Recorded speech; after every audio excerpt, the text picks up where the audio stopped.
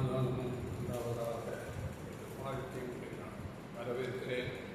இந்த நாளிலே நாம் ஒரு தீர்க்க தரிசன பாடத்தை நாம் பார்க்க போகிறோம். அதன் தலைப்பு என்னவென்றால் பாரம் அருந்து விடுதல். இதனுடைய தலைப்பு பாரம் அருந்து விடுதல்.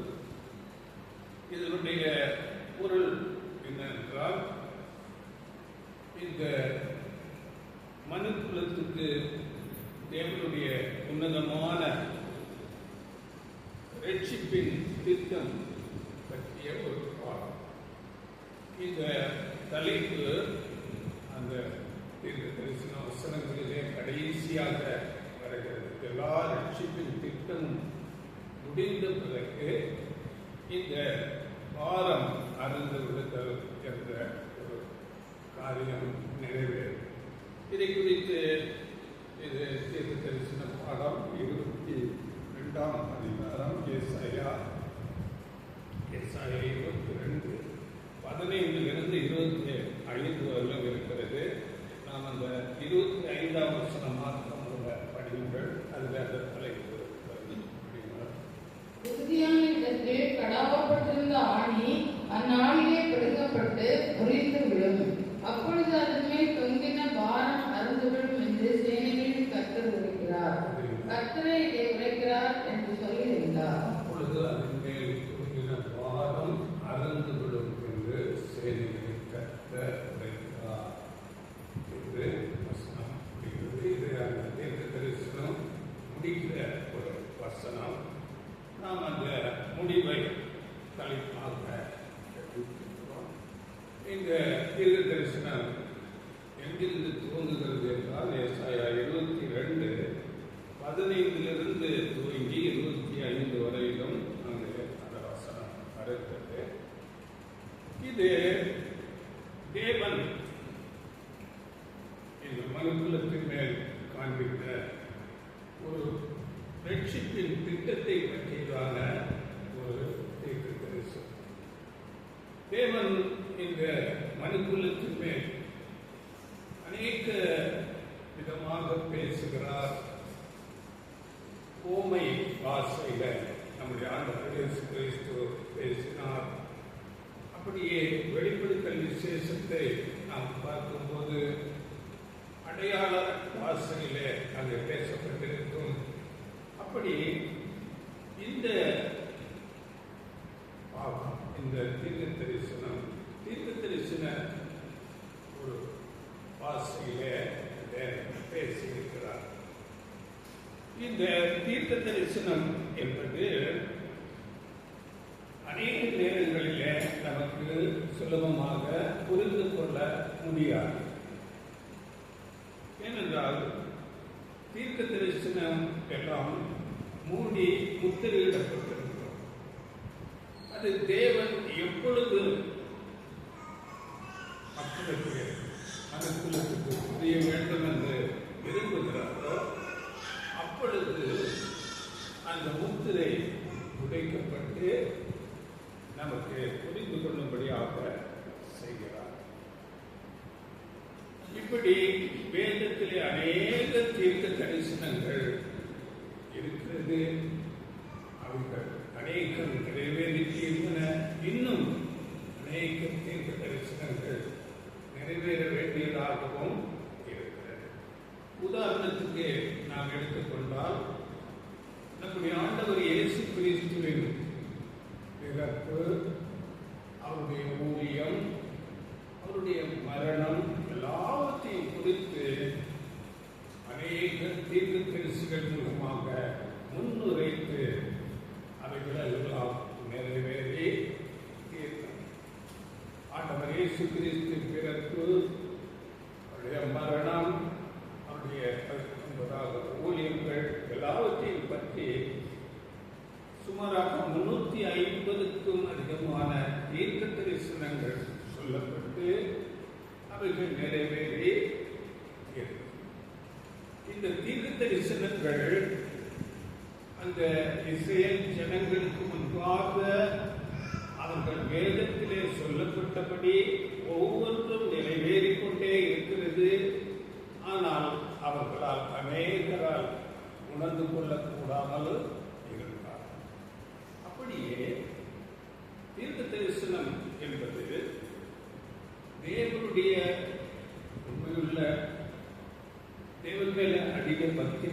வைராக்கியம் காட்டுகிற ஜனங்களுக்கு மாத்திரம் புரியும்படியாக தேவன் அவைகளை மறைத்து வைத்திருக்கிறார். ஆண்டவர் இயேசு கிறிஸ்து பேசிய அநேக உவமைகள் அவரிடத்திலே கேட்டார்கள், ஆண்டவரே, நீங்கள் ஏன் உவமைகளாக பேசுகிறீர்கள் என்று சொல்லி கேட்கும்போது சீசர்களுக்கு அவர் சொன்ன பதில், அது உங்களுக்கு நீங்கள் புரிந்து கொள்ளும்படி அருளப்பட்டது, உலகத்துக்கு அது அருளப்படவில்லை என்று சொல்லி சீசர்கள் தனியாக இருக்கும் போது அந்த உவமைகளின் எல்லா விளக்கங்களை அர்த்தங்களை அவர்களோடு பேசி அவர்களுக்கு விளக்கப்படுத்தினார். அதனால வேதம் அதை மிகுந்த வாஞ்சியோடு தாகத்தோடு கேட்கிறவர்களுக்கு, தேடுகிறவர்களுக்கு, தேவன் பேரில் பக்தி வைராக்கியம் காட்டுகிறவர்களுக்காக இப்படிப்பட்டதான இந்த தரிசனங்களும் சரி, ஓமைகளும் சரி, அடையாள பாசையானாலும் சரி, அவைகள் மறைத்து வைக்கப்பட்டிருக்கிறது. அவரை பின்பற்றுகிற உண்மை உள்ள சீசர்களுக்கு அது ஏற்ற வேளையிலே வெளிப்படுத்தப்படுகிறதா இருக்கிறது. இப்பொழுது நாம் இந்த தீர்க்க தரிசன வசனத்தை குறித்து முதலாவது வசனத்தை நாம் படிக்கலாம். ஏசாயா 22:15. சேனைகளின் கர்த்தராகிய ஆண்டவர் உரைக்கிறதாவது, நீ அரண்மனை விசாரிப்புக்காரனும் பொக்கிஷக்காரனும் ஆகிய செப்னா என்பவரிடத்தில் போய் சொல்ல வேண்டியது என்னவென்றால், ஒரு மனுஷனை குறித்து பேசப்படுகிறது. செப்னா என்ற ஒரு மனுஷன், அந்த மனுஷன் அங்கே அரண்மனை விசாரிப்பு காரணம் பொக்கிஷக்காரனும் ஆக இருக்கிறார். இந்த செப்னா இந்த ஒரு பொறுப்பு அவருக்கு கொடுக்கப்படுகிறது. அவர் ஒரு அரண்மனை முழுவதையும் விசாரிக்கிறவர், அதற்கு பொறுப்பாளி. மாத்திரமல்ல, அந்த அரண்மனையில் இருக்கிற பொக்கிஷங்கள், பொன், வெள்ளி, பணம், பாத்திரங்கள், இவைகளுக்கு எல்லாம் கூட ஒரு பொறுப்பு, பாதுகாப்பு, எல்லாவற்றுக்கும் ஒரு சொந்தக்காரராக அதை காத்துக்கொள்ள வேண்டும். இப்படிப்பட்டதான ஒரு பொறுப்பு கொடுக்கப்படுகிறது. இந்த செப்னா எந்த ராஜா காலத்தில் எந்த அரண்மனையில் இருந்தார் என்று நாம் பார்க்கும் போது, எசேக்கியா ராஜா காலத்தில் அந்த அரண்மனையில் இந்த பொக்கிஷக்காரராகவும் அரண்மனை விசாரிப்புக்காரராகவும் இருந்திருக்கிறார். ஆனால் இவர் தனக்கு கொடுக்கப்பட்ட பொறுப்பை சரியாக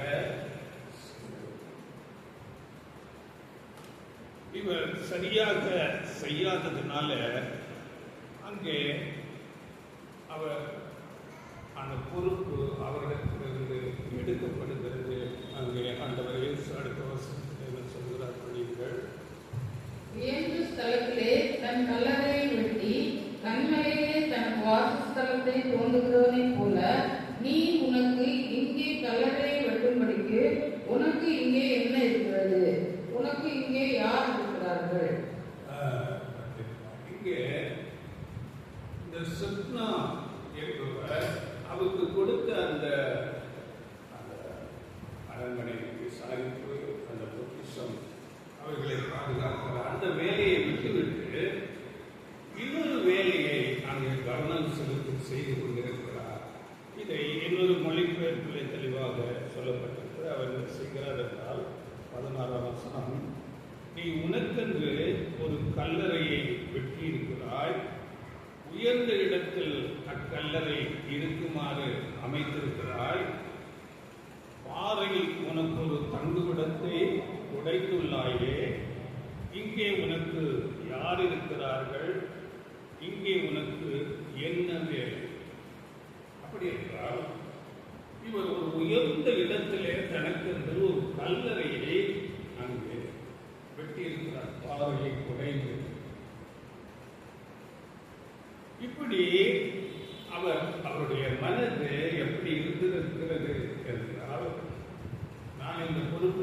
மரணத்துக்கு போகும்போது எல்லாரும் நம்முடைய கல்லறையை பார்க்க வேண்டும். நாம் இப்பொழுது கூட இந்த கல்லறை தோட்டங்களில் போனால் அங்கு பலவிதமான மாதிரிகளிலே கல்லறை இருப்பதை நாம் பார்க்க முடியும். சில கல்லறைகள் ரொம்ப சிம்பிளாக சிமெண்ட் போட்டு அங்கே சின்னதாக இருக்கும். சில கல்லறைகள் பெரிதாக மார்பிள் எல்லாம் போட்டு அதை கட்டி அதில் பிறப்பு, இறப்பு, அவருடைய பெயர் என்று அவருடைய காரியங்களை எல்லாம் எழுதி அங்கே பதித்து பெரிதாக வைத்திருப்பார்கள். அப்படி என்றால் அந்த இறப்பில் கூட அவர்கள் நாங்கள் பெரியவர்கள், நாங்கள் உயர்ந்த ஸ்தானத்தில் இருந்தவர்கள் என்று தங்களை மேன்மைப்படுத்துகிறவர்களாக காட்டுகிறதாக அதை செய்கிறார். அப்படியே இந்த சிப்னா அவருடைய பொறுப்பை விட்டுவிட்டு அரண்மனை விசாரிப்பு, அரண்மனை முழு பொறுப்பு இந்த கவனத்தை செலுத்தாதபடி தனக்கென்று ஒரு பெரிய கல்லறை உயர்ந்த இடத்தில் வெட்டுகிறார்.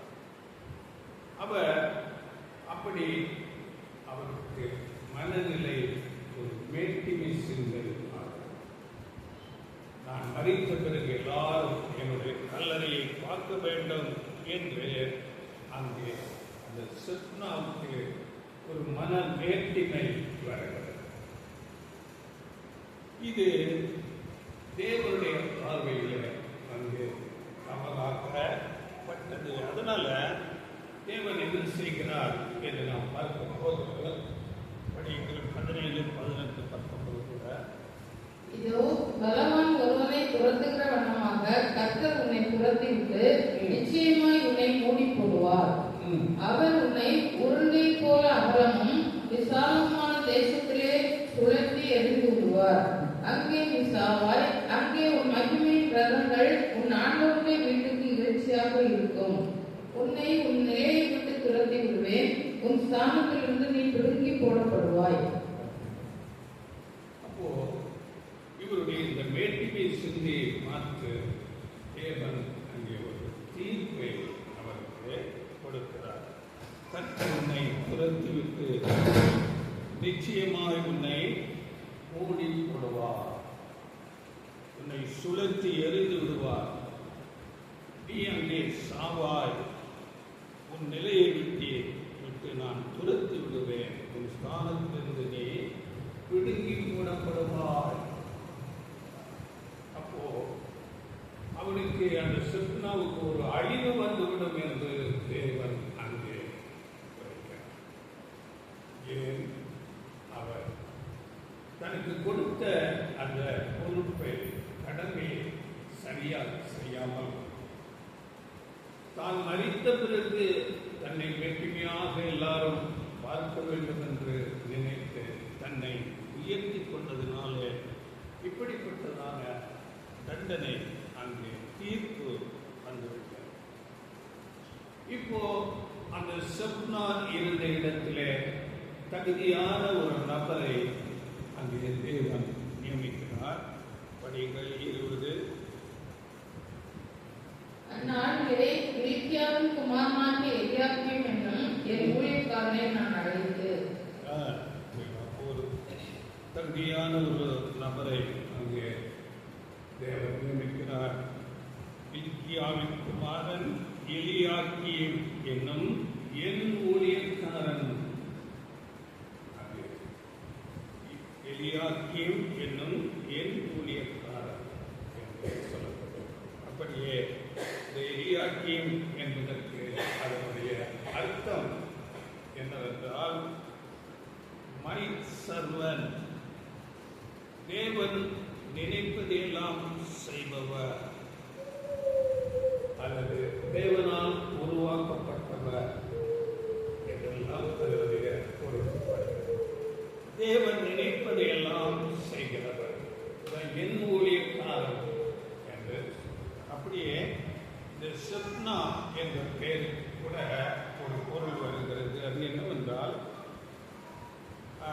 யூத்ஃபுல்னஸ், இளமையான ரொம்ப ஸ்ட்ராங்கான யூத்ஃபுல்னஸ், இளமையானவர், ரொம்ப ஸ்ட்ராங்கானவர் என்று அதனுடைய பொருளாக இருக்கிறது. சொன்னா இங்கே எலியாக்கீம் என்பது என்னுடைய ஊழியக்காரர், அவர் தேவன் நினைப்பதையெல்லாம் செய்கிறவர் என்று பொருள்படுகிறதா இருக்கிறது. இப்போ அங்கே சொல்லப்படுகிறது வசனம், அந்நாளிலே இக்கியான் குமாரனாகி எலியாக்கீம் என்னும் என் ஊழியக்காரனை, என் ஊழியக்காரன் நான் அழைத்து, அடுத்தது என்னென்ன கொடுக்கிறார் பாருங்கள். உன் வஸ்திரத்தை அவனுக்கு தரித்து, உன் கச்சையால் அவனை இடைக்கட்டி, உன் அதிகாரத்தை அவன் கையிலே கொடுப்பேன். அவன் எருசலேம் குடிகளுக்கும் யூதாவின் வம்சத்துக்கும் தகப்பனாய் இருப்பான். தாவீதுடைய வீட்டின் திறவுகோலை அவன் தோளின் மேல் வைப்பேன். ஒருவரும் பூட்டக்கூடாதபடிக்கு அவன் திறப்பான், ஒருவரும் திறக்கக்கூடாதபடிக்கு அவன் பூட்டுவான். அவனை உறுதியான இடத்திலே ஆணியாக கடாவுவேன். அவன் தன் தகப்பன் வீட்டுக்கு மகிமையான சிங்காசனமாக இருப்பான். அதன் மேல் அவன் தகப்பன் வம்சத்தாராகிய புத்திரர் பௌத்திரருடைய மகிமை அனைத்தையும் சிறிதும் பெரிதுமான சகல பானபாத்திரங்களையும் தூக்கி வைப்பார்கள். உறுதியான இடத்தில் கடாவப்பட்டிருந்த ஆணி அந்நாளிலே பிடுங்கப்பட்டு முறிந்து விழும். அப்பொழுது அதன் மேல் தொங்கின பாரம் அருந்து விழும் என்று சேனைகளின் கர்த்தர் உரைக்கிறார். கர்த்தரே இதை உரைக்கிறார் என்று சொல். இப்போ அந்த சொப்னாவுக்கு பதிலாக இங்கே எலியாக்கீம் என்னும் என் ஊழியக்காரர் என்று சொல்லப்படுகிறார்கள் நியமித்து அவரிடமிருந்து எல்லா பொறுப்புகளையும் எலியாக்கீமுக்கு கொடுக்கிறார். அது 21 25 வசனம் வரையிலும் அந்த சொப்னாவிடமிருந்து எடுத்து என்னென்ன பொறுப்புகள் இந்த எலியாக்கீமுக்கு கொடுக்கிறார் என்று அங்கே வருகிறது. அதில் 10 ஆசீர்வாதங்கள் அங்கே கொடுக்கப்படுகிறது. இதையெல்லாம் ஆவிக்குரிய பிரகாரமாக நாம் நிதானித்து பார்க்க போகிறோம். அதை பார்க்கும்போது முதலாவது வஸ்திரம், அடுத்தது கச்சை கட்டப்படுகிறது, அதிகாரம் கொடுக்கப்படுகிறது. அப்புறம் எருசலேமின் குடிகளுக்கும் யூதாவின் வம்சத்துக்கும் தகப்பன் ஸ்தானம் என்ற ஒரு பொறுப்பு கொடுக்கப்படுகிறது. அப்புறம் தாவீதின் வீட்டின் திறவுகள் கொடுக்கப்படுகிறது. அவனை உறுதியான இடத்திலே ஆணியாக கடாவுவே இந்த ஒரு பொறுப்பு கொடுக்கப்படுகிறது. தகப்பன் வீட்டுக்கு மகிமையான சிங்காசனமாக இருப்பான் என்ற ஒரு ஆசீர்வாதம். அடுத்தது பார்க்கும்போது சிறிதும் பெரிதுமான சகல பாத்திரங்கள் தூக்கி வைத்தார். அடுத்தது இன்னும் பார்க்கும்போது 9வது ஒரு காரியம் அங்கே ஆணி பிடுங்கப்படுதல். 10வது காரியம் பாரம். இப்படிப்பட்டதான ஒரு 10 ஆசீர்வாதங்கள் சொப்னாவிடமிருந்தது எடுத்து இந்த எலியாக்கீம் என்ற என் ஊழியக்காரன் என்று சொல்லப்படுகிற தேவன் நினைக்கிறதையெல்லாம் செய்கிற அந்த ஊழியக்காரர்களுக்கு கொடுக்கப்படுகிறது. இது நிழலாக இந்த சொப்னா, இந்த எலியாக்கீம் என்று பேசப்படுகிறது. இதன் பொருள் என்ன என்று நாம் பார்க்கலாம். இப்போ இந்த சொப்னாவின் மனநிலை எப்படி இருந்திருக்கும் பாருங்கள். அவரிடத்திலே பெரிய பொறுப்பு கொடுக்கப்பட்டது. அரண்மனை விசாரிப்பு, பொக்கிஷங்களை எல்லாம் பாதுகாக்க ஒரு பொறுப்பு. ஆனால் அந்த பொறுப்பை அவர் சரியாக செய்யாமல் தனக்கென்று ஒரு மேன்மையை கேள்விப்படி அங்கே போய்விட்டார். அதனால் அந்த பொறுப்பு எல்லாவற்றையும் அங்கே விடுவி கொள்ளப்படுகிறது. இவருடைய மனநிலை எப்படி இருக்கிறது?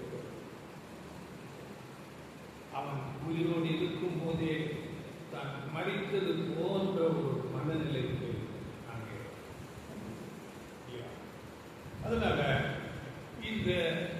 செப்னா யாரை அடையாளப்படுத்துகிறார் என்று நாம் பார்க்கலாம். அடுத்ததாக இந்த எலியாக்கீம் யாரை அடையாளப்படுத்துகிறார் என்று நாம் பார்க்கும்போது, முதலாவது எலியாக்கீம் குறித்து சொன்ன வசனங்களை நாம் பார்க்கும்போது தெளிவாக புரிந்து கொள்ள முடியும். ஏசாயா 22ஆம் அதிகாரம் 22ஆம் வசனத்துல தாவீதுடைய வீட்டின் திறவுகோலை அவன் தோளின் மேல் வைப்பேன், ஒருவரும் கூட்டக்கூடாத படிக்க அவன் திறப்பான். தாவீதின் வீட்டின் திறவுகோலை நான் அவனுக்கு. இது நாம் புதிய ஏற்பாட்டிலே ஒரு வசனம் படிக்கிறோம். அது யாரை குறித்து சொல்லப்பட்டிருக்கிறது என்றால், ஆண்டவர் இயேசு கிறிஸ்துவை பற்றி வெளிப்படுத்தல் 3ஆம் அதிகாரம் 7ஆம் வசனத்திலே அதே காரியம் அங்கே சொல்லப்படுகிறது. படியுங்கள்.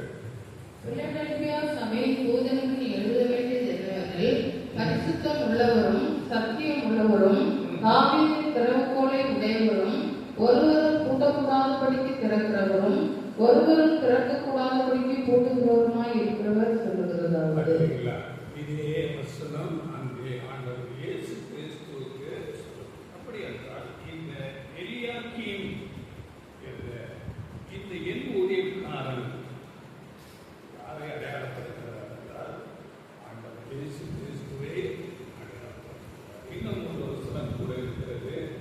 அவர் என் ஊழியக்காரன் என்று சொல்லும் போது ஏசாயா 42ஆம் அதிகாரம் 1ஆம் வசனத்துல அதை நாம் படிக்கலாம். படிங்கள். இதோ நான் ஆதரிக்கிற என் தாசன், நான் தெரிந்து கொண்டவரும் என் ஆத்மாவுக்கு பிரியமானவரும் இவரே. என் ஆவியை அவர் மேல் அமர பண்ணுவேன், அவர் புறஜாதிகளுக்கு நியாயத்தை வெளிப்படுத்துவார். நான் ஆதரிக்கிற என் தாசன், நான் தெரிந்து கொண்டவர், எனக்கு பிரியமானவர். அங்கே எலியாக்கீமை குறித்து நாம் படிக்கும் போது கூட, எலியாக்கீம் என்பதற்கு அர்த்தம் தேவன் நினைப்பதையெல்லாம் செய்கிறவர், என் ஊழியக்காரன் என்று எலியாக்கீமை குறித்து சொல்லப்பட்டது. அதனால இந்த எலியாக்கீம் யாரை அடையாளப்படுத்துகிறார் என்றால், நம்முடைய ஆண்டவர் இயேசு கிறிஸ்துவை அடையாளப்படுத்துகிறார். அப்படி என்றால் இந்த செப்னா யாரை அடையாளப்படுத்துகிறார் என்று நாம் பார்க்கும் போது, செப்னா என்பதற்கு பொருள் யூத்ஃபுல்னஸ், இளமையானவன், வல்லமையானவன் என்றெல்லாம் ஸ்ட்ராங் என்று சொல்லி அவருக்கு அர்த்தம் வருகிறது. அப்படி என்றால் சிருஷ்டிப்பிலேயே இளமையாக சிருஷ்டிக்கப்பட்டவர் யார் என்று நாம் பார்க்கும் போது, முதல் மனிதனாகிய ஆதாம், அவன் ஒரு குழந்தையாக சிருஷ்டிக்கப்படவில்லை. ஆதாம் ஒரு வாலிபர், வயதுள்ளவராக சிருஷ்டிக்கப்படுகிறார். யூத்ஃபுல்னஸ், இளமையானவனாக சிருஷ்டிக்கப்படுகிறார். மாத்திரமல்ல, ஒரு பூரண மனுஷனாக அங்கே ஆதாம் சிருஷ்டிக்கப்படுகிறார். இந்த ஆதாமுக்கு இந்த செப்னா போல தேவன் அதிகாரத்தை கொடுத்திருக்கிறார். இந்த உலகத்தையே நீ ஆண்டுகொள் என்று அதிகாரத்தை கொடுத்தார். அங்கே செப்னா அரண்மனை விசாரிப்புக்காரனாக இருந்தார் என்றால், இங்கே ஆதாம் அரண்மனை போல இந்த உலகத்தையே நீ ஆண்டுகொள் என்று அவருக்கு தேவன் அந்த அதிகாரத்தை கொடுத்தார். ஆதியாகமம் 1ஆம் அதிகாரம் 28ஆம் வசனம். பின்பு தேவன் அவரை நோக்கி, நீங்கள் பலுகி பெருகி பூமியை நிரப்பி அதை கீழ்ப்படுத்தி சமுத்திரத்தின் மச்சங்களையும் ஆகாயத்து பறவைகளையும் பூமியின் மேல் நடமாடுகிற சகல ஜீவ ஜந்துக்களையும் ஆண்டு கொள்ளுங்கள் என்று சொல்லி தேவன் அவரை ஆசீர்வதித்தார். சகலத்தையும் ஆண்டு கொள்ளுங்கள். ஆளுகை அதிகாரம் அங்கே ஆதாமுக்கு கொடுக்கப்பட்டது. அப்படியே அங்கே செப்னா பொக்கிஷக்காரனாய் அந்த பொன் வெள்ளி எல்லா பொருட்களை பாதுகாக்கிற ஒரு பொறுப்பு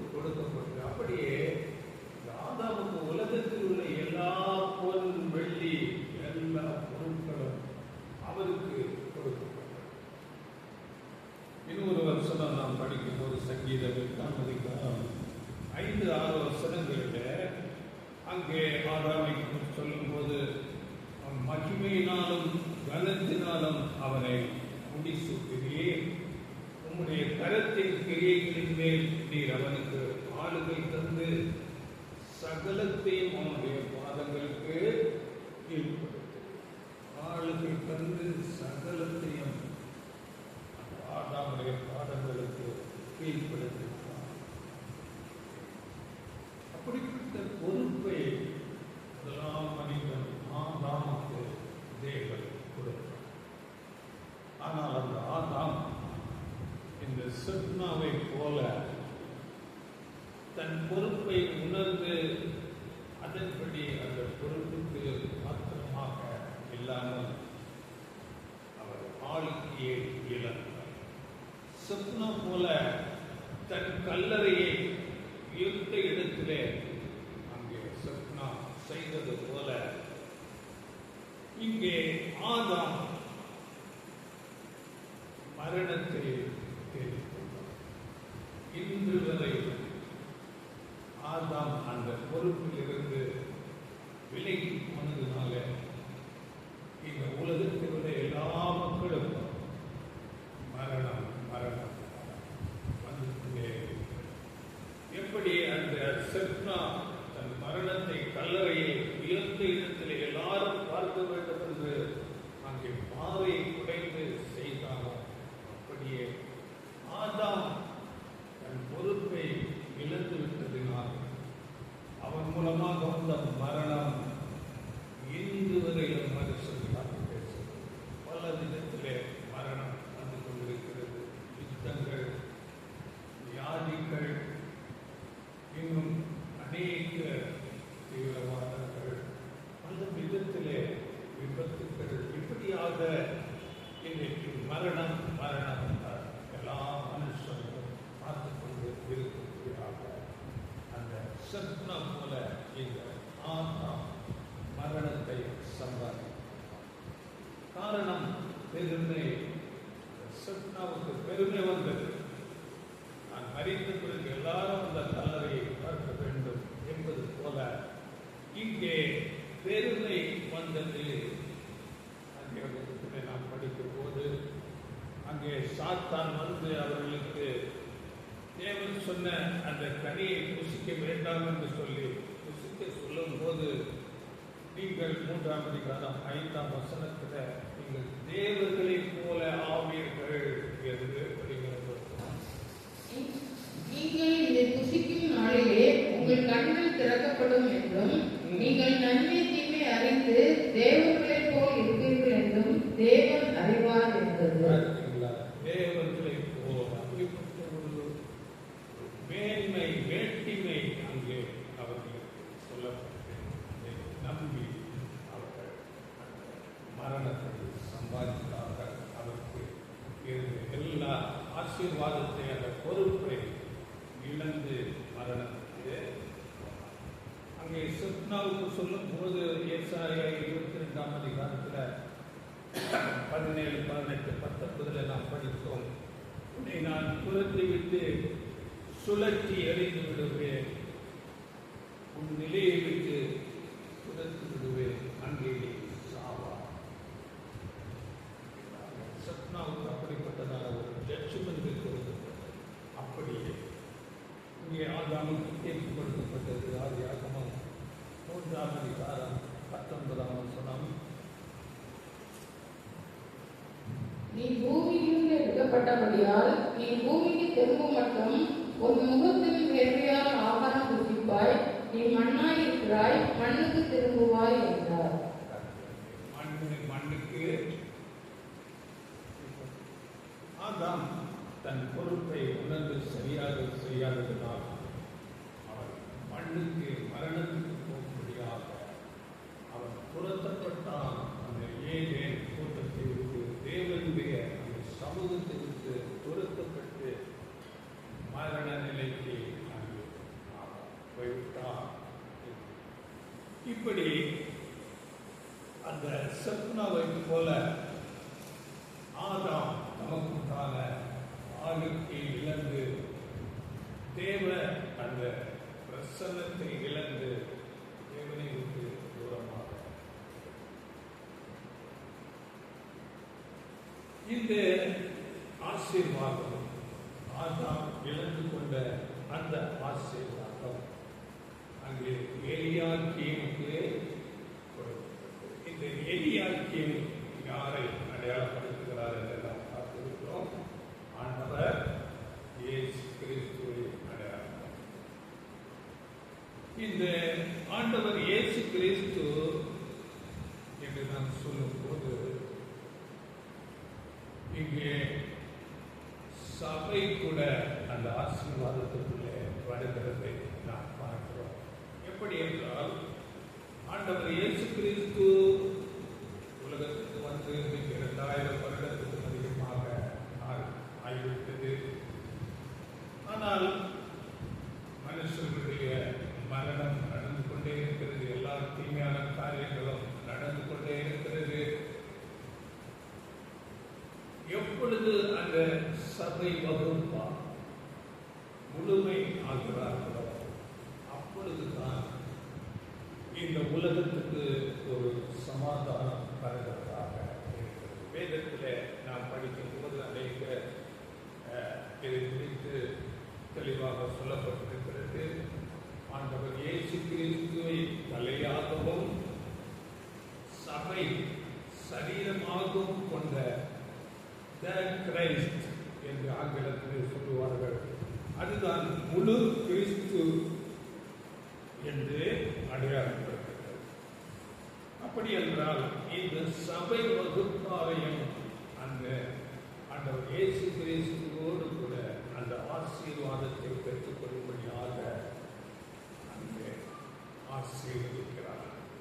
எலியாக்கீம் என்றால் ஆண்டவர் இயேசு கிறிஸ்து தலையாகவும் இந்த சபை வகுப்பார் சரீரமாகவும் அங்கே பேசப்படுகிறது. இதை நாம் புதிய ஏற்பாட்டிலையும் சரி பழைய ஏற்பாட்டிலையும் சரி அநேக வசனங்கள் தீர்க்க தரிசனங்கள் மூலமாக நாம் அறிந்து கொள்ள இதை நாம் புரிந்து கொள்வதற்கு சில வசனங்களையும் ஒரு தீர்க்க தரிசனத்தை கூட நாம் பார்க்கிறோம். ஆண்டவர் இயேசு தலையாகவும் இந்த சபை வகுப்பார் சரீரமாகவும் இருக்கிறார்கள் என்பதை குறித்து தெளிவாக நாம் புரிந்து கொள்வதற்கு ஒரு தீர்க்க தரிசன வசனம் கொடுக்கப்படுகிறது. அது சகரியா புஸ்தகத்தில் இருக்கிறது.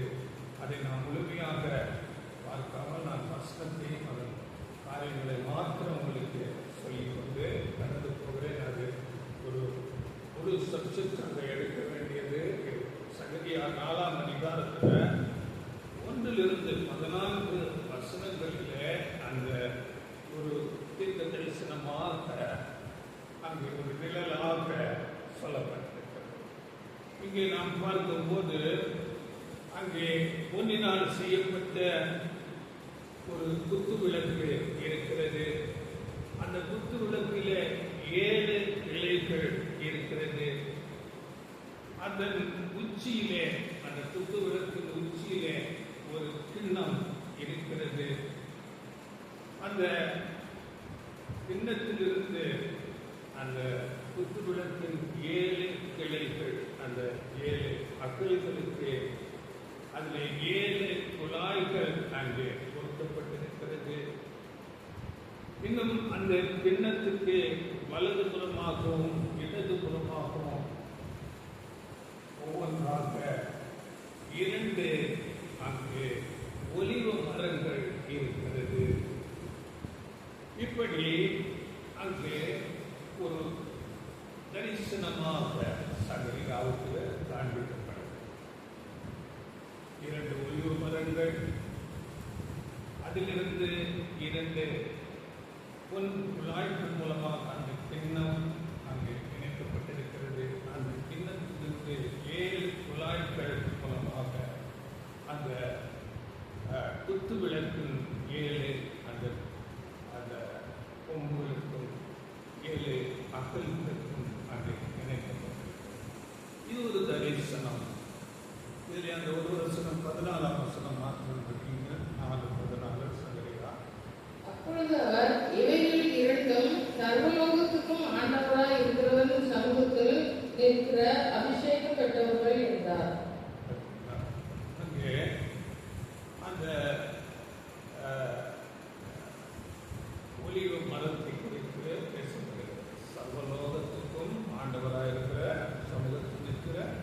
அபிஷேகம்.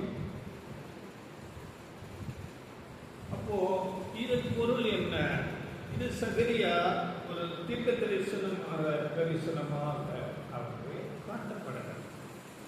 இதை குறித்து நாம் பார்க்கும்போது ஆண்டவர் இயேசு கிறிஸ்துவையும் 7 காலகட்டத்தின் சபை பிரிவுகளையும் அந்த சபைகளுக்கு 7 காலத்திலே கொடுக்கப்படுகிற அந்த சபை மூப்பர்கள் அவர்களின் அடையாளப்படுத்துகிறது. அதாவது நட்சத்திரங்கள் என்று நாம் வெளிப்படுத்தல படிக்கிறோம். அந்த 7 தூதர்களாக அங்கே காண்பிக்கப்படுகிறது. அதை கூட வெளிப்படுத்தல நாம் படிக்கலாம். வெளிப்படுத்தல் 1ஆம் அதிகாரம் 12-13. அப்பொழுது என்னுடனே பேசின சத்தத்தை பார்க்க திரும்பினேன். திரும்பின போது 7 பொன் குத்து விளக்குகளையும் அந்த 7 குத்து விளக்குகளின் மத்தியிலே நிலையங்கி தரித்து மார்பொருடைய பொற்கச்சை கட்டியிருந்த மனுஷகுமாரனுக்கு ஒப்பானவரையும் கண்டேன். 7 பொன் குத்து விளக்குகள். இது 7 காலகட்டத்தில் உள்ள சபையை அடையாளப்படுத்துகிறது. அப்படியே 7 குத்து விளக்குகள் அங்கே 7 தூதர்கள் 20ஆம் வசனத்தில் சொல்லப்பட்டிருக்கு. அந்த 7 கால சபையின் என் வலதுகரத்தில் நீ கண்ட 7 நட்சத்திரங்களின் ரகசியத்தையும் 7 பொன் குத்து விளக்குகளின் ரகசியத்தையும் எழுது. அந்த 7 நட்சத்திரங்களும் 7 சபை தூதர்களாம். நீ கண்ட 7 குத்து விளக்குகளும் 7 சபைகளாம். 7 சபை ஒரே சபை தான். 7 காலகட்டமாக சபை பிரிக்கப்படுகிறது.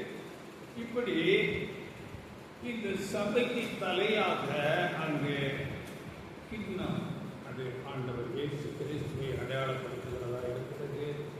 இது ஒரு தரிசனம். இதை நாம் தெளிவாக புரிந்து கொள்வதற்கு அங்கே நாம் பார்க்கும்போது 2 ஒலிவ மரங்களில் இருந்து 2 பொன்னினாலான குழாய்கள் மூலமாக அங்கே பொன்னிறமான எண்ணெய் அந்த கிண்ணத்துக்கு வருகிறது. இந்த ஒலிவ மரங்கள் எதை அடையாளப்படுத்துகிறது என்று நாம் பார்க்கும்போது இது வெளிப்படுத்தல அந்த ஒரு அடையாளமாக பேசப்படுகிறது. அந்த ஒலிவ மரத்தை பற்றி வெளிப்படுத்தல் 11ஆம் அதிகாரம் 3-4 வசனங்கள். என்னுடைய 2 சாட்சிகளும் 2 வஸ்திரம் கட்டி கொண்டிருக்கிறவர்களாய் 1260 நாளாகவும் தீர்க்க தரிசனம் சொல்லும்படி அவர்களுக்கு அதிகாரம் கொடுப்பேன். பூலோகத்தின் ஆண்டவருக்கு முன்பாக இருக்கிற 2 ஒலிவ மரங்களும் 2 விளக்கு தண்டுகளும் இவர்களே. அங்கே ஒலிவ மரம் என்று அப்படி என்றால் இது என்ன என்று நாம் பார்க்கும்போது தேவனுடைய வார்த்தைகளாகிய சாட்சி அடையாளம். 2 சாட்சி நாம் அறிந்திருக்கிறபடி என்னுடைய வார்த்தைகள் 2 பாகமாக கொடுக்கப்படுகிறது. ஒன்று பழைய ஏற்பாடு, இன்னொன்று புதிய ஏற்பாடு. இந்த 2 அந்த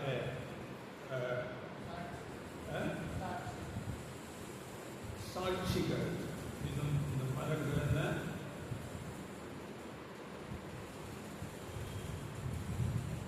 ஒலிவ மரம். ஒலிவ மரம் இல்லாத 2 சாட்சிகள். அதிலிருந்து அங்கே 2 பொன் குழாய்கள் மூலமாக அங்கே எண்ணெய் வருகிறது அந்த கிண்ணத்துக்கு. அப்படி தேவனுடைய வார்த்தை தேவனிடத்திலிருந்து முதலாவது அங்கே ஆண்டவர் இயேசு கிறிஸ்துவுக்கு இந்த கிண்ணம் அந்த பொன் குத்துவிளக்கின் உச்சியிலே இருக்கிறது. பொன் குத்துவிளக்கு நமக்கு தெரியும், அது சபை அடையாளப்படுத்துகிறது. சபைக்கு தலையாக அந்த ஆண்டவர் இயேசு கிறிஸ்து அந்த பொன் கிண்ணத்தை அடையாளப்படுத்துகிறார். அந்த கிண்ணத்திலிருந்து 7 குழாய்கள் வழியாக அந்த 7 குத்து விளக்கின் அந்த அகல்களுக்கு அந்த எண்ணெய் வரும். இங்கே நாம் வெளிப்படுத்தல நாம் படிக்கும் போது 1ஆம் அதிகாரம் 12ஆம் வசனத்திலே அந்த குத்து விளக்கின் மத்தியிலே அவர் பொற்கட்சி கட்டிக்கொண்டு அங்கே ஆண்டவர் இயேசு இருக்கிறார், மத்தியிலே நிற்கிறார். அப்படி என்றால் சபையை ஒவ்வொரு காலகட்டத்திலும் அவர் போஷித்து சத்தியங்களை கொடுத்து காப்பாற்றுகிறவராக இருக்கிறார். அதனால இந்த ஒலிவ மரங்கள் என்பது இந்த பரிசுத்த வேதம், பழைய ஏற்பாடு, புதிய ஏற்பாடு, தேவனுடைய வார்த்தையை அடையாளப்படுத்துகிறது. இந்த கிண்ணம் ஆண்டவர் இயேசு கிறிஸ்துவிட அடையாளப்படுத்துகிறது. அந்த குழாய்கள் அதை நாம் பார்க்கும்போது 7 காலத்திலும் 7 சபைகளுக்கு நியமிக்கப்படுகிற 7 தூதர்களை அடையாளப்படுத்துகிறார்கள். தூதர்கள் மூலமாக ஒவ்வொரு சபை அங்கத்தினருக்கும் அந்த எண்ணெய் சென்று சத்தியம் வார்த்தைகள் அவர்களுக்கு சென்று சேர்கிறது. இதை நாம் அறிந்திருக்கிறோம். 1ஆம் கால சபைக்கு அப்போஸ்தலன் பவுல் அங்கே தூதனாக இருக்கிறார். 2ஆம் சபைக்கு யோவான் அங்கே தூதனாக இருக்கிறார். 3வது ஏரியஸ், அப்புறம் 4வது பீட்டர் வால்டோ, இப்படியாக வருகிறது. 7 கால சபைக்கு ஒவ்வொரு பிரதிநிதிகள் தூதர்களாக இருந்து அந்த சத்தியத்தை பெற்றுக்கொண்டு மற்ற அங்கத்தினர்களுக்கு கொடுக்கிறதா இருக்கிறது. 7 அகல்கள் என்பது 7 கால சபை அங்கத்தினர்கள் அடையாளப்படுத்தப்பட்டால் இருக்கிறது. இப்படி தேவனுடைய சத்தியங்கள் ஆண்டவர் இயேசு கிறிஸ்து மூலமாக சபைக்கு அங்கே கொடுக்கப்படுகிறது. இயேசு சபைக்கு தலையாக இருந்து எல்லா சபை ஒவ்வொரு அங்கத்தினர்களையும் அவர்கள் போஷித்து காப்பாற்றுகிறது. இருக்கிறதற்கு வசனங்கள் இருக்கிறது. யோவான் 14ஆம் அதிகாரம் 14 வசனங்கள். யோவான்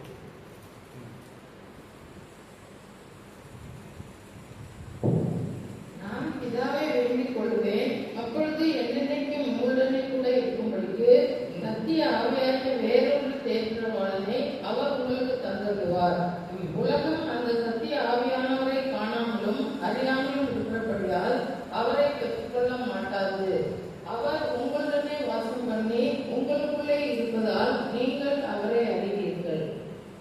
தேவன் இந்த பரிசுத்த ஆவியின் மூலமாக வேதத்தில் உள்ள அநேக சத்தியங்களை சபையில அந்த தூதர்கள் ஒவ்வொரு மூலமாக ஒவ்வொருவருக்கும் அந்த எப்படி அந்த ஒலிவ மரத்திலிருந்து கிண்ணத்துக்கு அந்த எண்ணெய் வந்து அந்த கிண்ணத்திலிருந்து 7 அந்த குத்து விளக்குக்கு போகிறது போல ஒவ்வொரு சபை அங்கத்தினரும் அந்த இயேசு கிறிஸ்து மூலமாக இந்த சத்தியம் பகிர்ந்து கொடுக்கப்பட்டது. தேவனுடைய பரிசுத்த ஆவியின் மூலமாக இதை பற்றி அப்போஸ்தலனாகிய பவுல் கூட சபைக்கு தலையாக ஆண்டவர் இயேசு கிறிஸ்து நியமிக்கப்பட்டிருக்கிறதை தெளிவாக எபேசியர் 1ஆம் அதிகாரம் 22ஆம் வசனத்தில் பேசுகிறார். படியுங்கள். எல்லாவற்றையும் அவருடைய பாதங்களுக்கு கீழ்ப்படுத்தி எல்லாவற்றையும் எல்லாவற்றாலும் நிரப்புகிறவருடைய நிறைவாகிய சரீரமான சபைக்கு அவரை எல்லாவற்றுக்கும் மேலான தலையாக தந்தருளார். சரீரமான சபைக்கு தலையாக ஆண்டவர் இயேசு கிறிஸ்து இந்த சபைக்கு தலையாக இருக்கிறார். அவர் சபை எல்லாரும் ஒவ்வொருவரையும் அவர் நம்மை விசாரிக்கிறவராய், நமக்கு சத்தியத்தை கொடுத்து போஷிக்கிறவராய் இருக்கிறார். இதை குறித்து இன்னும் அதிகமாக ஆண்டவர் இயேசு கிறிஸ்துவே தன்னை குறித்து பேசும்போது யோவான் 15ஆம் அதிகாரம் 5ஆம் வசனத்தில் சொல்லுகிறார். சொல்லுகிறார், நானே திராட்சை செடி என்று சொல்கிறபடியுங்கள். நானே திராட்சை செடி, நீங்கள் கொடிகள். ஒருவன் என்னிலும் நான் அவனிலும் நிலைத்திருந்தால் அவன் மிகுந்த கனிகளை கொடுப்பான். என்னை இல்லாமல் உங்களால் ஒன்றும் செய்யக்கூடாது. ஒரு திராட்சை செடியாக ஒப்பிட்டு இயேசு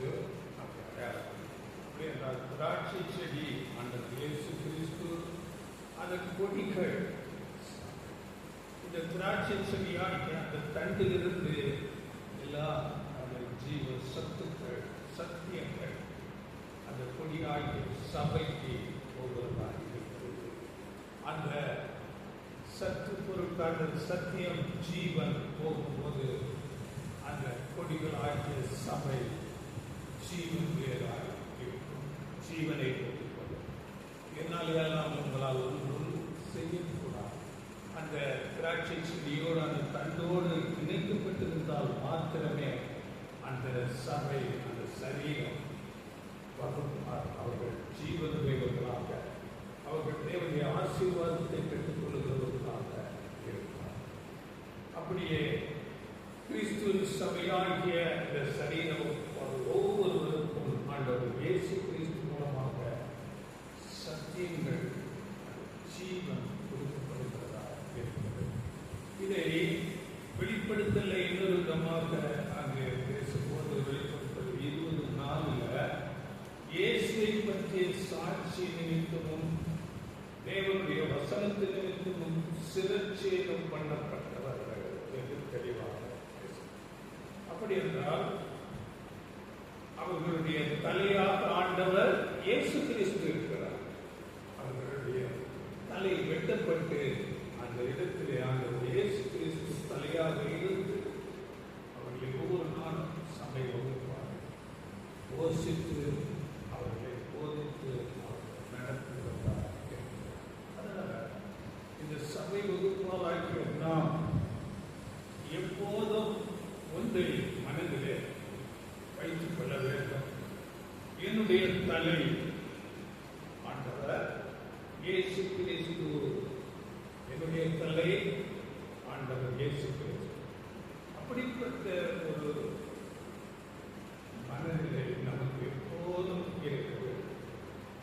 அப்படி இல்லாவிட்டால் நம்முடைய சுய ஞானத்தில், நம்முடைய உலக பிரகாரமான யோசனையில, நம்முடைய மாம்ச விருப்பத்தின்படி நாம் செய்கிறவர்களாக தேவனுக்கு தேவையில்லாத காரியங்களை செய்து தேவனுக்கு தூரமானவர்களாக இருக்கும். அதனால நம்முடைய மனதில் எப்போதும் என்னுடைய தலை ஆண்டவர் இயேசு கிறிஸ்து,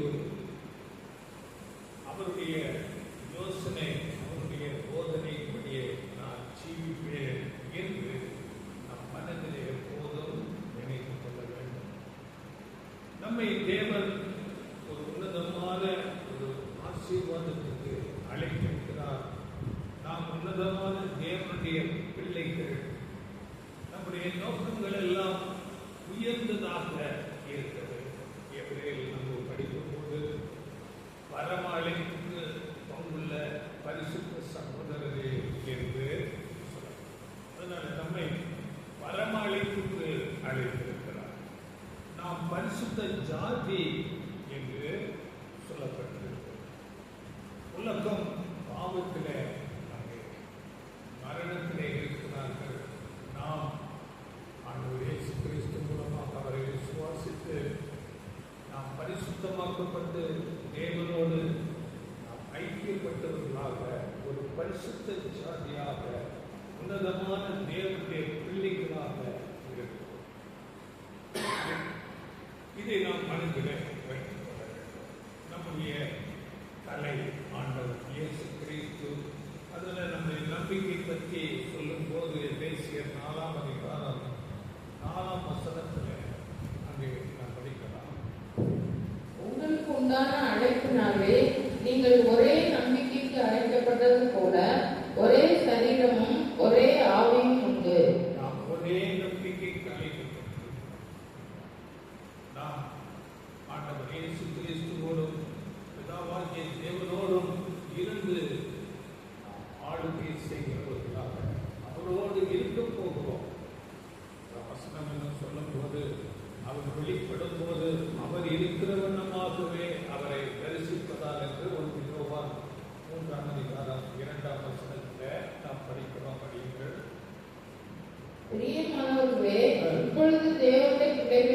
இருக்கிறோம். இனி எவ்விதமாய் இருப்போம் என்று இன்னும் வெளிப்படவில்லை. ஆகிலும் அவர் வெளிப்படும் போது அவர் இருக்கிற வண்ணமாகவே நாம் அவரை தரிசிப்பதனால் அவருக்கு ஒப்பாயிருப்போம் என்று அறிந்திருக்கிறோம். அவருக்கு ஒப்பாயிருப்போம். அவர் இருக்கிற வண்ணமாகவே ஆண்டவர் இயேசு கிறிஸ்துவோடு அவரை போல நாம் மாறப்போம். பிதாவோடு நாம் இருக்க போகிறோம். அதனால நம்மை அப்படிப்பட்டதான ஒரு உன்னதமான அழைப்புக்கு அழைத்திருக்கிறார்.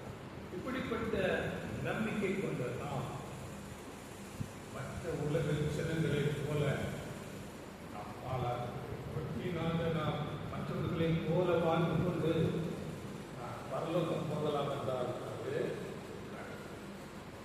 நாம் பிரிக்கப்பட்ட ஜனங்கள், பிரித்தெடுக்கப்பட்டவர்கள், பரிசுத்த ஜாதி. நம்முடைய யோசனைகள், நம்முடைய நோக்கங்கள் எல்லாம் மற்ற ஜனங்களை விட வேறாக இருக்க வேண்டும். நம்முடைய தலை ஆண்டவர் இயேசு கிறிஸ்து, இயேசு கிறிஸ்து எதை யோசித்தாரோ அப்படியே நம்முடைய யோசனைகள் இருக்கு. கிறிஸ்து இயேசுவில் இருந்த சிந்தையே உங்களிடம் இருக்கிறார். அதனால ஆண்டவர் இயேசு கிறிஸ்து எப்போதும் பரலோகத்தின் தேவனை நோக்கி பார்த்துக் கொண்டு அவருடைய சித்தம் என்ன என்று அறிந்து அவருக்கு கீழ்ப்படிவதுதான் என்னுடைய முதல் என்று அவருக்கு முற்றிலுமாக தன்னை தாழ்த்தி கீழ்ப்படுகிறார். அது மரணமாக இருந்தாலும் அப்படியே அவர் கீழ்ப்படுகிறார். அப்படிப்பட்ட ஒரு சிந்தை நமக்கு தாழ்ந்து கீழ்ப்படுகிறார். அவருடைய சித்தம் என்ன என்று அறிந்து அதன்படி செயல்படுவது, இதுதான் நம்முடைய சிந்தையாக. அதை நாம் ரோமர் 6ஆம் அதிகாரத்தில் நாம் படிக்கும் போது ஞான ஸ்நானம் நாம் எடுத்துக்கொண்டோம் என்றால் நாம் மரித்து விட்டோம் என்பது அடையாளப்படுத்தப்பட்டது. நம்முடைய பழைய மனுஷன் மரித்து நாம் புது மனுஷருக்கு அங்கே நாம் படிக்கும் போது 6ஆம் அதிகாரத்தை நீங்கள் படித்துக் கொள்ளுங்கள். அங்கே 11ஆம் வசனத்தில் உங்களை பாவத்துக்கு அப்படியே நீங்களும் உங்களை பாவத்திற்கு மறித்தவர்களாகவும் நம்முடைய கர்த்தராகிய இயேசு கிறிஸ்துவுக்குள் தேவனுக்கென்று பிழைத்திருக்கிறவர்களாகவும் எண்ணிக்கொள்ளுங்கள். மறித்தவர்களாகவும் ஆண்டவர் இயேசு கிறிஸ்துவுக்குள்ள தேவனுக்கென்று பிழைத்திருக்கிறோம். தேவனுக்கென்று பிழைக்க வேண்டும். நீங்கள் எதை செய்தாலும் அதை கர்த்தராகிய இயேசு நாமத்தினாலே உறவாகி தேவனுக்கு மகிமையாக செய்யுங்கள் என்று குறிப்பிட்ட சிந்தை இருக்கிறது. இதை அநேக வசனங்கள் கலாத்தியர் 2:20 நீங்கள் படித்துக் கொள்ளுங்கள். கொலோசியர் 2:20-21 வசனங்களில் படியுங்கள். பழைய மனுஷன் சிலுவையிலே மடிக்கப்பட்டான். இப்படிப்பட்ட சிந்தை நமக்கு தேவன் நமக்கு ஒரு உன்னதமான அழைப்பை கொடுத்திருக்கிறார். இந்த சுவிசேஷ யுகத்தில் மேலான சத்தியத்தை கொடுத்திருக்கிறார். நாம் அவருக்கு நம்மை ஞானஸ்நானம் மூலம் அர்ப்பணித்திருக்கிறோம். இந்த அழைப்பை உறுதிப்படுத்த வேண்டியது நம்முடைய கடமையாக இருக்கிறது. அதனால இந்த தீர்க்க தரிசனத்தில் நாம் பார்க்கும்போது 10 ஆசீர்வாதங்கள் தேவன் தருவதாக நமக்கு வாக்கு பண்ணியிருக்கிறார். அதை நாம் படிக்கும் போது ஏசாயா 22:20-25 வசனங்கள் அந்த ஆசீர்வாதங்கள் பற்றி பேசப்படுகிறது. அதில் 10 ஆசீர்வாதங்கள் சொல்லப்படுகிறது. இதுதான் அந்த தீர்க்க தரிசனம். அந்த ஆண்டவர் இயேசு கிறிஸ்துவோடு இந்த சபைக்கும் அந்த ஆசீர்வாதம் கொடுக்கப்படுகிறது. இதை குறித்து முதலாவது நாம் பார்க்கும்போது இன்றைக்கு நாம் பொறுமையாக பார்க்க முடியாது. இதை நாம் அடுத்த காலத்தில் தேவனுக்கு சுத்தமானால் நாம் பார்க்கலாம். தொடர்ந்து இன்றைக்கு ஒரே ஒரு காரியத்தை பார்க்கலாம். 10 காரியங்கள். அதிலே முதலாவது வஸ்திரம் கொடுக்கப்படுகிறது. வஸ்திரம் தரித்தல். இரண்டாவது அங்கே கட்சியால் இடைக்கட்டுதல். மூன்றாவது அதிகாரம் கொடுத்தல். நான்காவது எருசலேமின் குடிகளின் மேலும் யூதாவின் வம்சத்தின் மேலும் தகப்பனாக இருத்தல். 5வது தாவீதின் வீட்டின் திறவுகோல் தருதல். 6வது நாம் பார்க்கும்போது உறுதியான இடத்திலே ஆணியாக கடாவுதல். 7 தன் தகப்பன் வீட்டுக்கு சிங்காசனமாக இருத்தல். 8வது சிறிதும் பெரிதுமான சகல பாத்திரங்களை தூக்கி வைத்தல். 9வது அங்கே ஆணி விடுவித்தல். 10வது நாம் பார்க்கும்போது பாரம் அரண். 10 ஆசீர்வாதம் இவைகளை குறித்து நாம் நிதானமாக பார்க்க போகிறோம். இன்றைக்கு ஒரே ஒரு காரியத்தை மாத்திரம் பார்த்து நாம் முடிக்க போகிறோம். முதலாவது வஸ்திரம் தரித்தல். இந்த வஸ்திரம் தரித்தல் ஏசாயா 22:21 உன் வஸ்திரத்தை அவனுக்கு தரித்து என்று நான் படிக்கிறேன். அப்படி என்றால் வஸ்திரம் எதை அடையாளப்படுத்துகிறது என்றால் ஆவிக்குரிய விஷயமாக நீதியின் வஸ்திரம், கீழ்ப்படிதல், தேவனுக்கு எல்லா விதத்திலும் கீழ்ப்படிதல். முதலாவது தலையாகிய இயேசு அதை பெற்றுக் கொள்கிறார். இயேசு நாம் பார்க்கும்போது ஆதாமுக்கு மீட்கும் பொருளை கொடுப்பதற்கு தகுதியானவராக இருந்தாரா என்றால், ஆண்டவர் இயேசு இந்த பூமிக்கு வருவதற்கு முன்பதாக அலோகத்திலே ஒரு பிரதான தூதனாக இருந்தார். அவர் அப்படியாக இருந்து இந்த ஆதாமுக்கு மீட்கும் பொருள் கொடுக்க முடியாது. ஏனென்றால் வேதத்தில் நாம் படிக்கும் போது மனுஷனை தேவ தூதரிலும் சற்று சிறியவனாக சிருஷ்டி. அப்போ ஆண்டவர் இயேசு அங்கே சிருஷ்டிப்பிலே பிரதான தூதனாக இருந்தவர் தம்மை தாழ்த்தி பூமிக்கு மனுஷனாக வருகிறார். தம்மை தாழ்த்துகிறார். இந்த ஆதாமுக்கு மீட்கும் பொருளை கொடுக்கும்படியாக இதை நாம் படிக்கும் போது பிலிப்பியர் 2ஆம் அதிகாரம் 7ஆம் வசனத்துல அங்கே தம்மை தாமே வெறுமையாக்கி அடிமையின் ரூபம் எடுத்து மனுஷர் சாயல்.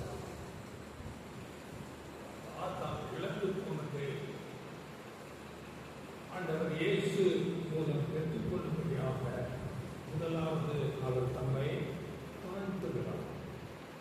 அங்கே தூதன் என்ற நிலையிலிருந்து பிரதான தூதன் என்ற நிலையிலிருந்து மனுஷனாக தாழ்த்தி குழந்தையாக வந்து 30 வயது வரையில் பெற்றோருக்கு கீழ்ப்படிந்து ஞானஸ்நான உடன்படிக்கை செய்யும் போதுதான் அங்கே ஒரு பூரண மனுஷனாக அங்கே தகுதியுடையவனாக வருகிறார். அவருடைய வாழ்க்கையை குறித்து வேதம் தெளிவாக சொல்லுகிறது. அவர் ஒரு பாவமும் அறியார்.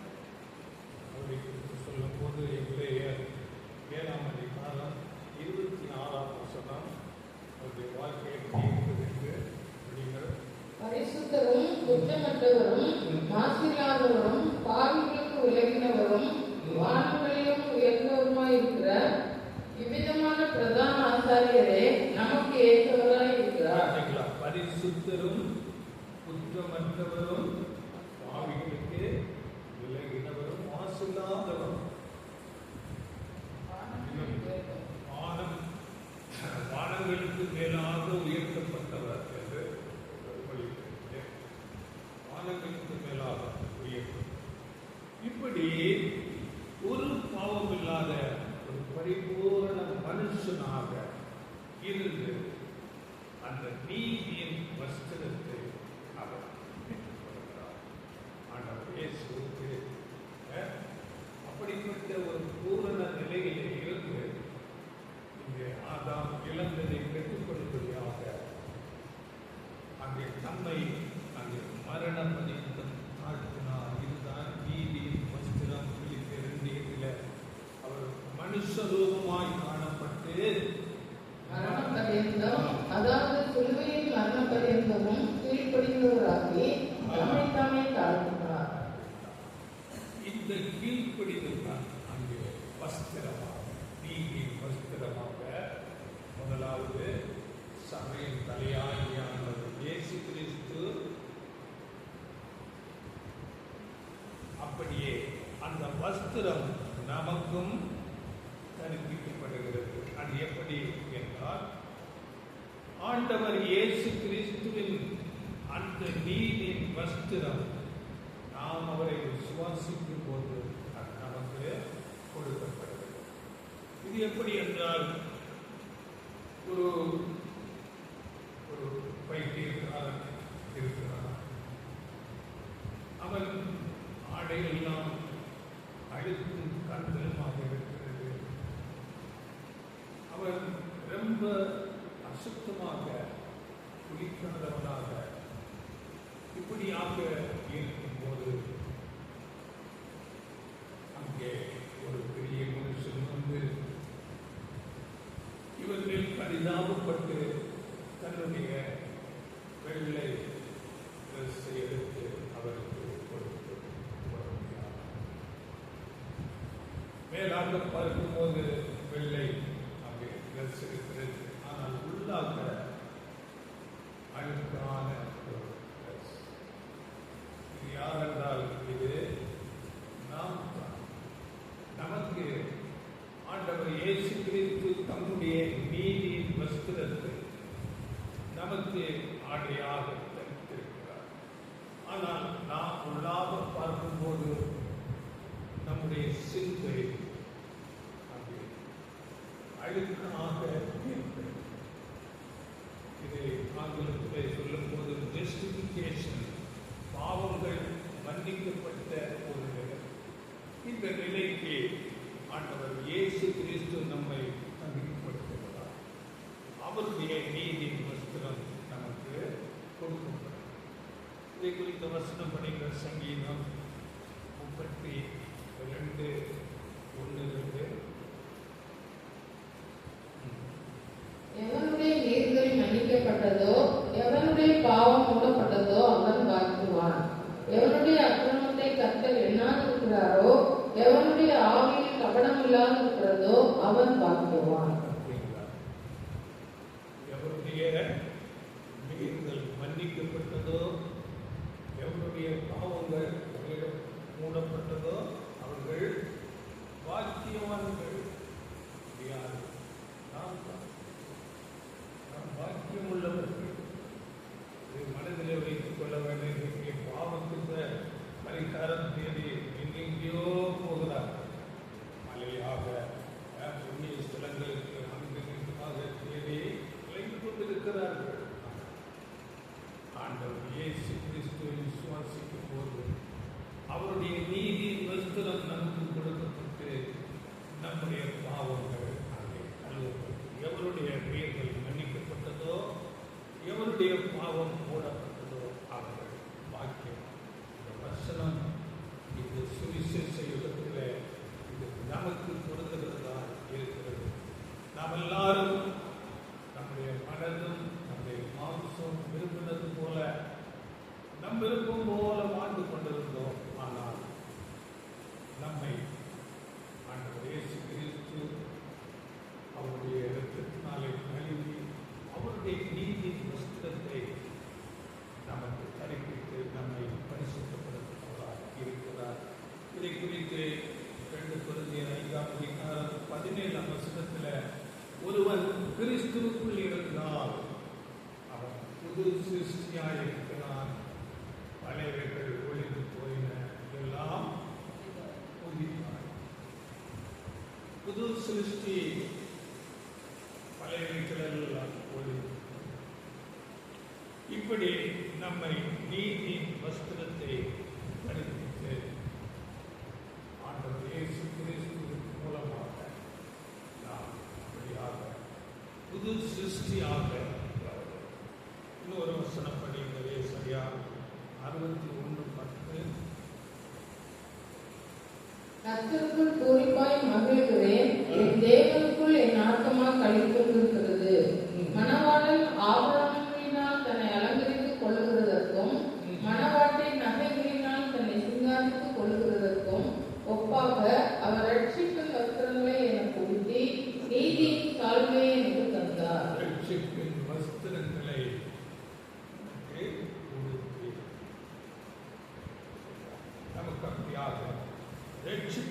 வஸ்திரங்களை உடுத்தி இருக்கிறார். அதனால நாம் சாதாரண உலக மக்களாக மற்றவர்களைப் போல அல்ல. நம்முடைய பாவங்கள் மன்னிக்கப்பட்டிருக்கிறது. நாம் ஆண்டவர் இயேசு கிறிஸ்துவின் அந்த நீதியின் வஸ்திரத்தை தரித்துக்கொண்டவர்களாக இருக்கிறோம். அதனால இங்க முதல்ல படிக்கும் போது பூரிப்பாய் மகிழுகிறேன், என் தேவனுக்குள் ஆத்மா பழி கூர்ந்திருக்கிறது.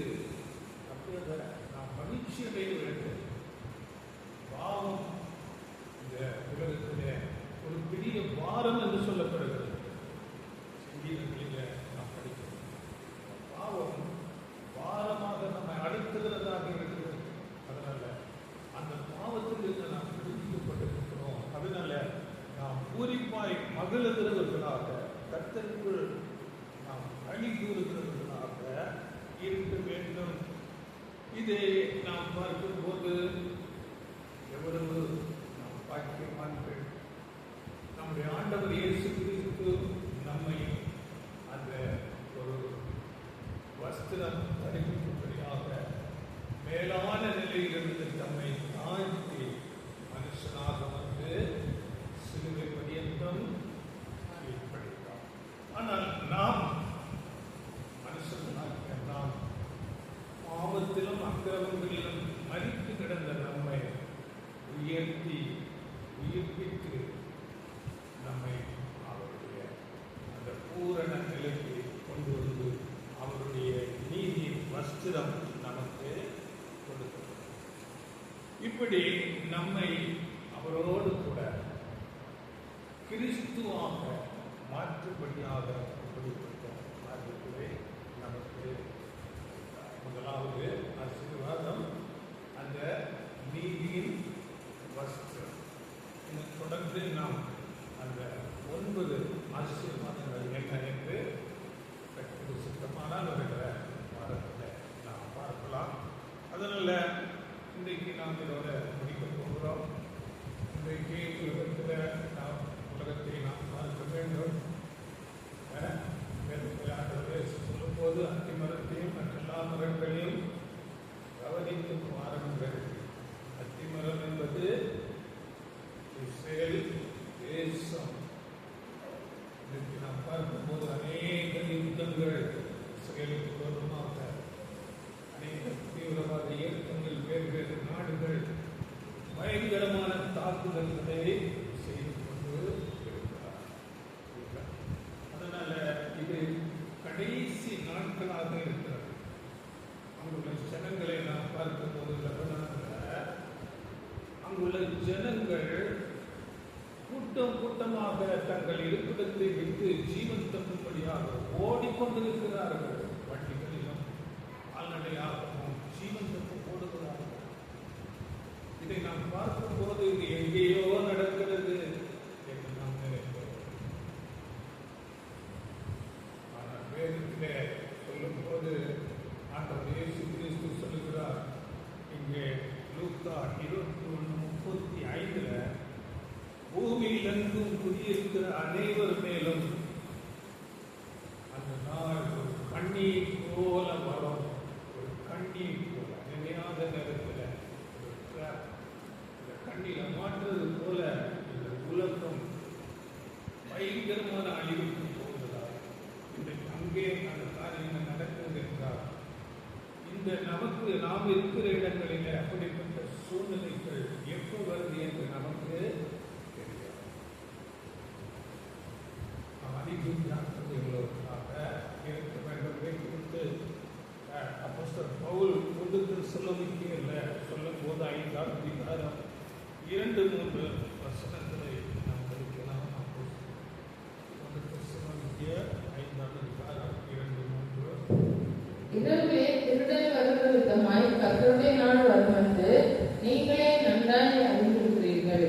சமாதானமும் சௌக்கியமும் உண்டென்று அவர்கள் சொல்லும் போது கர்ப்பவதியானவர்களுக்கு வேதனை வருகிறது போல அழிவு சடுதியாய் அவர்கள் மேல் வரும். அவர்கள் தப்பி போவதில்லை.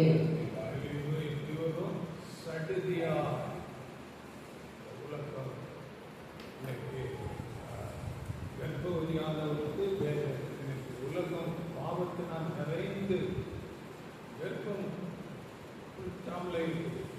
அதனால உலகத்துக்கு மேல எப்போ அழிவு வரும்னு ஆண்டவர் இயேசு கிறிஸ்துவின் வருகை திருடன் வருகிற விதமாகும். எப்போ என்று தெரியாது. அதிக சாத்திரையோடு இந்த நாட்களில் நமக்கு கொடுக்கப்படுகிற நாட்களை நாம் பயன்படுத்திக் கொள்ள வேண்டும். வார்த்தைகளை நீங்கள் மீண்டும் அதிகமாக கேளுங்கள். அதிகமாக சத்தியத்தை கேளுங்கள். ஆண்டவர் இயேசு கிறிஸ்துவை தலையாக வைத்துக் கொண்டு அவரை போல நடக்க பிரயாசப்பட வேண்டும். அவருடைய அடிச்சுவடுகளிலே நான் நடக்க வேண்டும். இந்த சுவிசேஷ யுகம் ஒரு மேலான ஒரு ஆசீர்வாதத்துக்கு அழைக்கப்படுகிற ஒரு காலமாக நாம் மற்றவர்களைப் போல வாழ்ந்து கொண்டிருந்தால் அந்த பெரிய ஆசீர்வாதத்தை இழந்து பெரிய அழிவுக்கு, ஆனால் இந்த உலகத்தில் பெரிய அழிவுக்கு நாசமோசங்கள் வருகிறதாயிருக்கிறது. நாம் அநேக பாடங்களை பார்த்துட்டு ஆரம்பிக்கிறோம். யுத்தம், இந்த பாவம் நிறைந்த உலகம் முதலாவது அழிக்கப்படும். அதன் பிறகு மரணத்திலிருந்து உயிர் தருகிறது. உயிர் கலந்து வந்து ஆயிரப்பட்ட அரசாட்சி ஆண்டவர் இயேசு கிறிஸ்துவும் இப்பொழுது தேர்வு செய்யப்படுகிற சபை வகுப்பாரமாக சேர்ந்து அந்த உலகத்தை நீதியின் பாதையில வழிநடத்துவோம். அதனால இந்த பெரிய அழிவுக்கு நாம் போகாதபடி நாம் அளிக்க சாத்திரத்திற்காக சட்டத்தை கேட்டு ஆண்டவர் இயேசு கிறிஸ்துவை அவருடைய அடிச்சுவடுகளை பின்பற்றி நடக்க இடுக்கமான வாசம் வழியாக